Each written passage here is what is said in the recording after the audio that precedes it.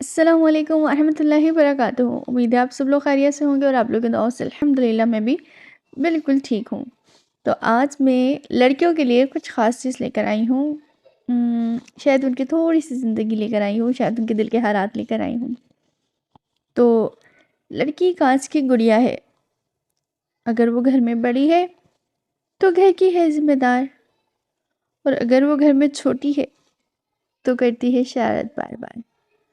اپنی چھوٹی سی خواہش بھی اپنے والدین سے پوری کراتی ہے، اپنی چھوٹی سی خواہش بھی اپنے والدین سے پوری کراتی ہے، پر جب شادی کی بات آتی ہے تو وہ لڑکی چپ ہو جاتی ہے۔ چھوڑ کر اپنے ماں باپ پر فیصلہ وہ دوسرے گھر کو جاتی ہے، چھوڑ کر اپنے ماں باپ کو فیصلہ وہ دوسرے گھر کو جاتی ہے۔ دلہن جب وہ بنتی ہے تو اسے اپنے بچپن کی زندگانی یاد آ جاتی ہے۔ رخصت ہو کر جاتی ہے تو دیکھتی ہے اپنے ماں باپ کو ایسے، رخصت ہو کر جاتی ہے تو دیکھتی ہے اپنے ماں باپ کو ایسے، جو سرپرستی ملی تھی اس کو اب نہ مل پائے گی جیسے۔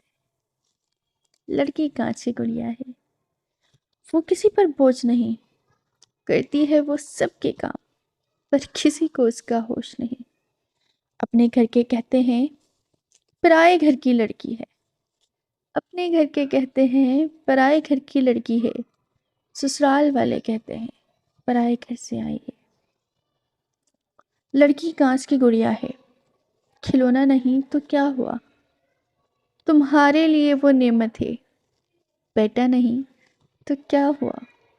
محبت کر کے دیکھو اس کو، وہ تمہیں کتنا چاہتی ہے، محبت کر کے دیکھو اس کو، وہ تمہیں کتنا چاہتی ہے۔ لڑکی کانچ کی گڑیا ہے، وہ دلوں میں گھر بناتی ہے۔